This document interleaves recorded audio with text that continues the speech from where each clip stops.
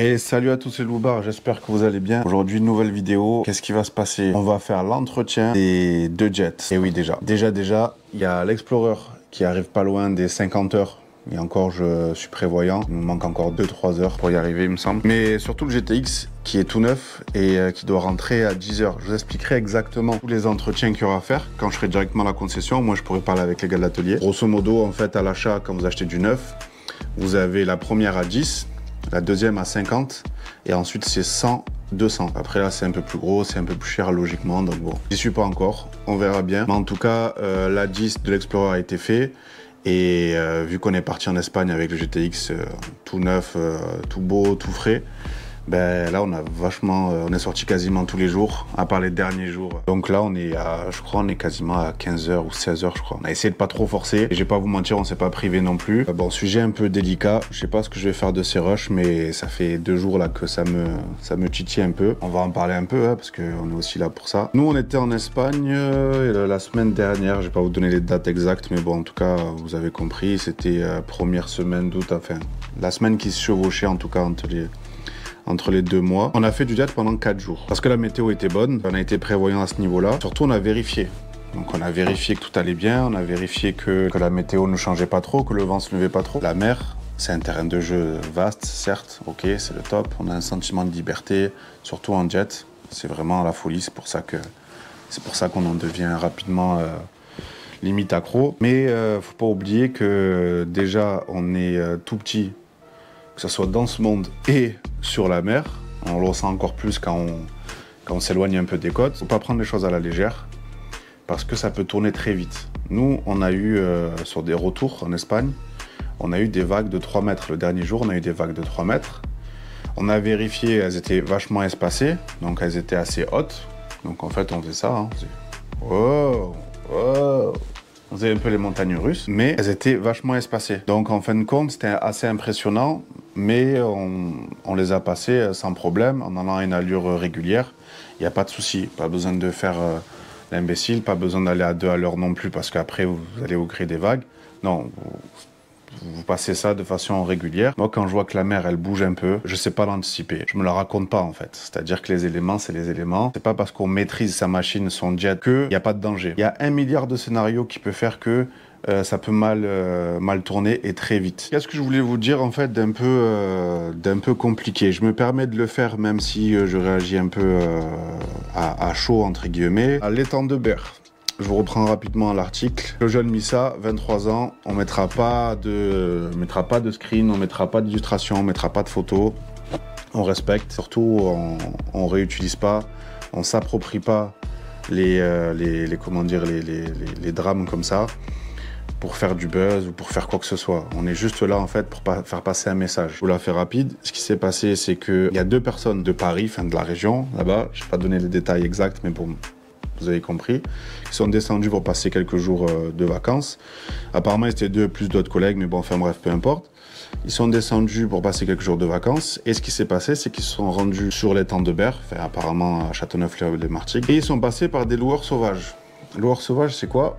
C'est des mecs qui ont des jets, je sais même pas s'ils ont le permis ou pas, bon, peu importe, qui ont des jets, qui ont aucune licence, qui ont aucun cabis, qui ont rien du tout, aucune assurance. C'est des gars, ils arrivent, ils ont leur jet, ils ont rien d'autre que leur jet et ou le permis, enfin bref.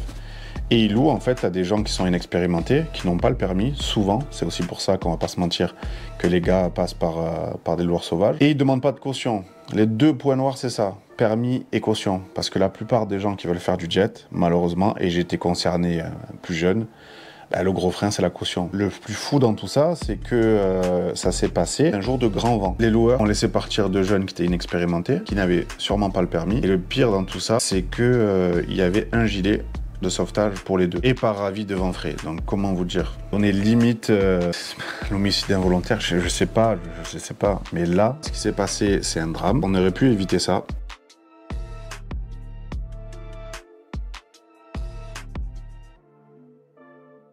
Bon matin, écoutez-moi ça.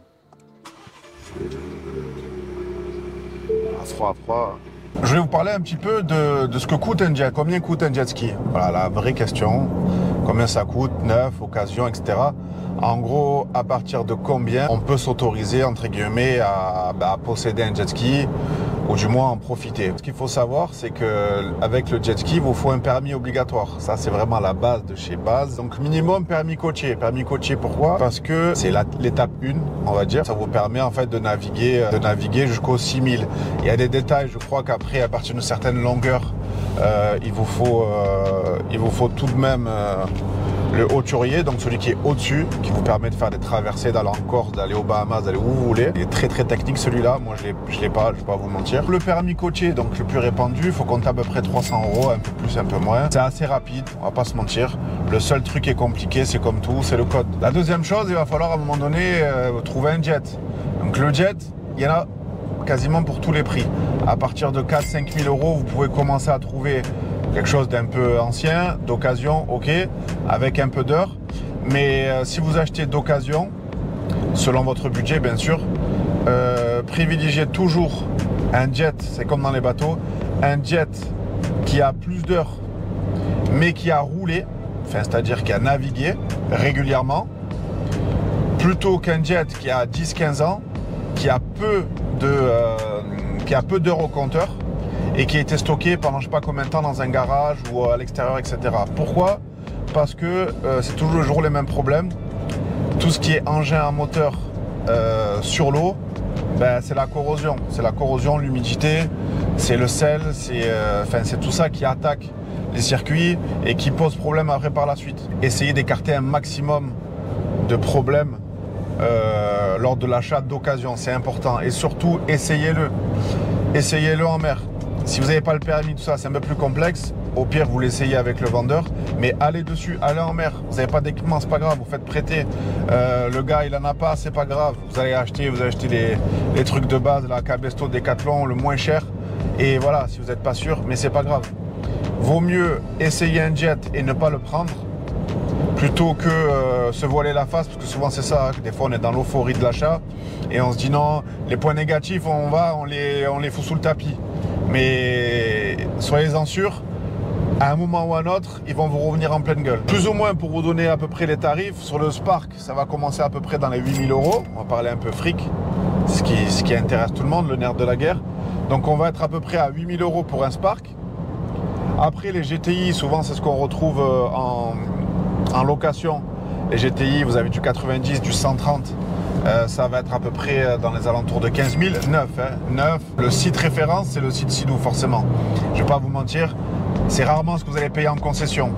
Pourquoi? Parce que vous allez toujours négocier un truc, la remorque, des remises, etc. Voilà, si vous allez chez le bon concessionnaire, en général, voilà, il y a moyen de... Pas de négocier, c'est pas un marchand de tapis non plus, vous n'êtes pas au marché aux puces, mais vous allez quand même en fait avoir un tarif préférentiel. Ensuite, vous passez sur le GTX. GTX, la gamme un peu touring, luxe, plaisance, appelez ça comme vous voulez. Et là, bon, direct, on monte dans les 18 000 €. 18 000 €, c'est à partir de. Après, vous avez les options. Vous avez la sono, vous avez le port USB, vous avez les accessoires qui vont avec, la bâche, etc., etc. Donc ça, là, ce que je vous parle, c'est sans option, sans bâche. C'est toujours à partir de. Pour GTX 170, après ça monte dans les 20 000 si je dis pas de bêtises pour le 230, donc il y a un 170 compressé. Et après vous avez le Limited, donc lui qui est fourni avec plus d'options. Vous avez la sono, vous avez les tapis personnalisés, enfin bref, un peu plus luxe quoi, Limited, hein, édition limitée. Vous avez la bâche aussi qui est inclus il me semble. Et là vous passez à 27 000 € je crois, plus ou moins, à peu de choses près. Ouais, c'est un gros billet, ouais, on va pas se mentir. Performance sport, ce que j'appelle moi, on a le GTR. GTR à 18 700, 19 000. Nouveau GTR 2023, il a le coque en plastique. Vous avez le RXT, donc le RXT XRS, qui lui à partir de 25, plus ou moins, j'arrondis en supérieur. Donc 25 000 RXT, je rappelle, c'est le 3 places. Et après, vous avez le RXP. RXP, c'est le même que le RXT en fin de compte, sauf que lui, c'est un 2 places, homologué 2 places. Et il faut savoir qu'il est livré avec la selle monoplace. La selle biplace, c'est une option sur le RXP. Et lui, il est à 24 000. Je fais un petit disclaimer, mais au niveau de l'assurance, Au niveau de l'assurance, il faut savoir que pour les bateaux, les jets, c'est pas obligatoire. C'est pas obligatoire, mais c'est fortement conseillé. La partie numéro 3, ça va être l'équipement. L'équipement, je prends en compte dans l'équipement la remorque. Souvent, quand vous achetez du neuf, vous allez pouvoir négocier une remise, une gratuité. Bon, ça dépend quelle concession, chez qui vous allez aller, quel prix pratique, quelle remise, etc. Enfin bref, ça, vous vous débrouillez. Mais la remorque, elle est obligatoire, forcément. Et dans la remorque, va de pair l'attelage de votre voiture si elle n'est pas équipée. L'attelage, vous allez compter peut-être 100, 200 euros si c'est juste une fixation, si vous avez déjà le préinstallation entre guillemets, sinon ça peut monter un peu plus. La remorque, une remorque simple, ça va dans les 1000, 1500, plutôt 1500 avec une bonne remise, sinon ça peut monter dans les 2000 selon la remorque où vous prenez. Si vous avez une remorque simple, le 3/4 des remorques 5, vous n'avez pas besoin d'immatriculer la remorque et d'assurer la remorque. À partir de la remorque double, comme j'ai moi, forcément vous avez une carte grise, une IMAT à faire et forcément une assurance. Souvent dans les assurances, les remorques sont assurées avec les véhicules qui les tractent. C'est une option à prendre, il faut le déclarer, etc. Et après, vous voyez directement ça avec votre assurance. La base des bases, ça va être déjà dans le jet, un kit d'armement, enfin on appelle ça. Vous devez avoir en fait un cordage de 15 mètres au moins pour en cas de remorquage de panne, que vous puissiez remorquer et être remorqué.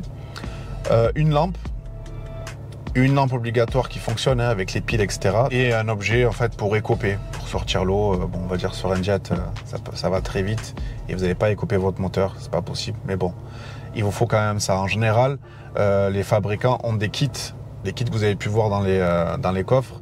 D'ailleurs que j'ai acheté la dernière fois dans l'ancienne vidéo, vous avez pu voir ça. Le kit Sidou là, de petits, ça c'est un kit d'armement. Vous avez tout à l'intérieur pour être en règle.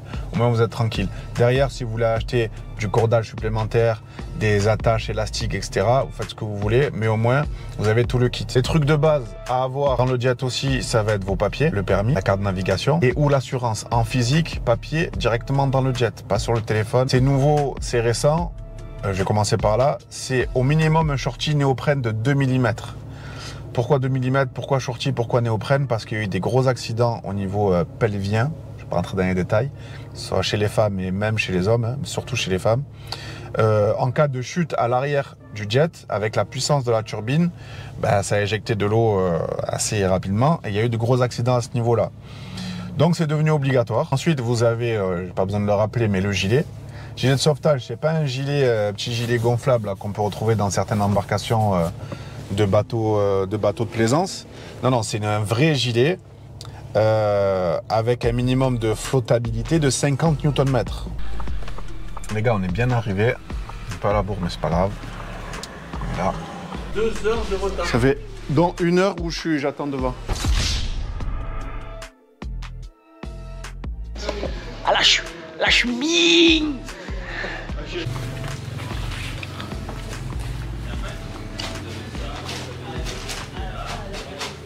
Dorsal en plus en fait. Ça va hein. Voilà.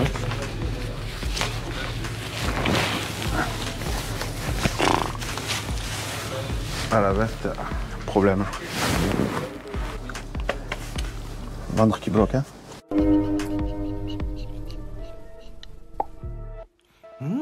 A bien bouffé pendant le confinement. Non, tu te présentes pour les gens malchanceux qui ne se connaissent pas encore.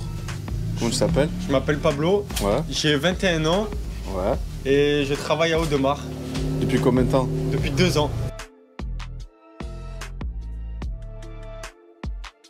Ça va, ça se passe bien? Ça va, il y a des hauts et des bas, mais ça va. Tu peux nous expliquer ce que tu fais, ton quotidien rapide?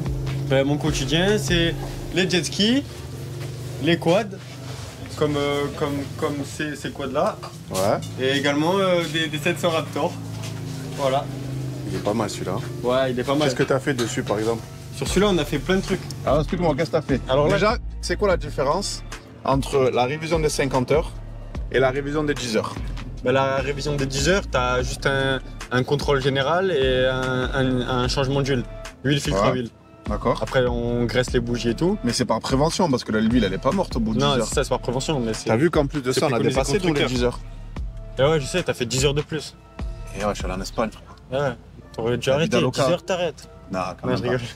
Donc ça, c'est les préconisations Ouais, constructeurs. préconisation constructeur. Ok, ça marche. Et ensuite, sur le 50 heures, tu as la même chose. La même chose, sauf que tu changes les bougies et... Après, c'est à peu près pareil, mais je sais, je crois qu'en plus, sur certains modèles, maintenant, à la 10 heures, ils vont l'enlever. Parce qu'elle sert vraiment Ça à va rien. rien. Elle sert vraiment à rien. C'est juste à ce qu'on paye, quoi. Ouais, voilà, à part c'est ça. Ouais, c'est ça. C'est pas donné à chaque fois. Non, mais... C'est un billet. Ouais. C'est bien qu'il enlève. Et du coup, sur le 50 heures, tu fais quoi en plus? Les bougies, et après, c'est pareil, il y a un Tu fais pas les bobines. contrôle de tout le... Non, les bobines, tant que si elles sont pas mortes, ça sert à rien de les faire. Donc là, tu changes les bougies. Ouais, les bougies. Elles sont bonnes ou elles sont pas bonnes, les bougies? Non, elles sont bonnes, mais bon, par... Vas-y, montre-moi ça. Comment tu vois qu'une bougie, elle est bonne ou pas? Ah, tu la vois à la couleur. Ouais. Là, elles sont neuves encore. Là, elles sont neuves, donc tu vas me laisser sur le déco. Ouais, bien sûr, tu te les mets On même sait dans jamais. les boîtes encore si tu veux. Carrément. Comme ça, au moins, pour ton GTR, s'il reprend l'eau, ben, Et j'en ai 3 déjà d'avance au cas où. ça fera 6. Et 9 avec ceux de là-bas. Tu Non, changes pas ça, c'est là-bas? 10 heures, je les change pas. Ah là, tu fais juste le contrôle. Ouais, et je les graisse. Tu mets de la graisse. Je mets de la graisse cuivrée sur le filtre. Bien vu. On t'apprend rien, toi. Mais non. Donc en fait, il démontre le cache en fait qui vient ici, qui va obstruer plus ou moins jusque là en fait. Vous voyez l'éclipse. Toute cette partie-là en fait c'est caché. Ils vont faire les vidanges et puis voilà, ils font un contrôle total, nettoyage, graissage, etc. Et puis c'est reparti. Pour le 50 heures, ils font exactement la même chose, sauf qu'en plus, ils changent les bougies. Donc vous voyez les bougies elles sont là. Donc ils les remplacent, directement. Voilà les amis en détail. Donc fixé 2 caissons de 20 litres. Comme je suis arrivé salement en retard ce matin, ils n'ont pas pu me le finir dans la matinée. Je suis parti me faire un petit resto juste à côté. J'ai un truc bien frais, ceviche de gambas avec une petite portion de frites, on va pas se mentir. Voilà.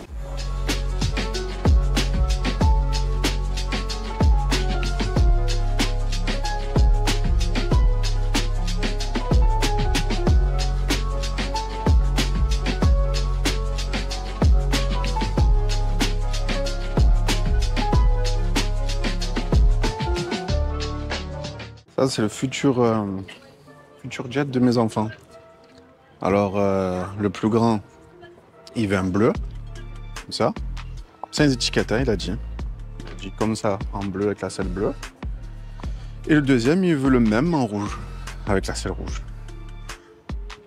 Voilà, coût total de l'opération, 20 000 balles, sans compter la remorque.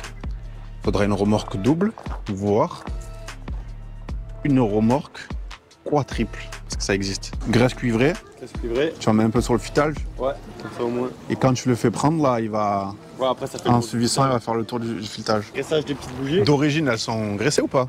Non, il les graisse pas d'origine. Il les graisse pas d'origine? Bon, qu'est-ce qu'il reste à faire là? Ça fait 8 heures que je suis là. Il y a le meilleur commercial qui vient d'arriver. J'adore les omelettes. Tu as pas un truc anti-retour pour éviter de déborder? Je te borde pas. Non, ça J'ai va. besoin d'avoir un autre. Ça va, excuse-moi alors.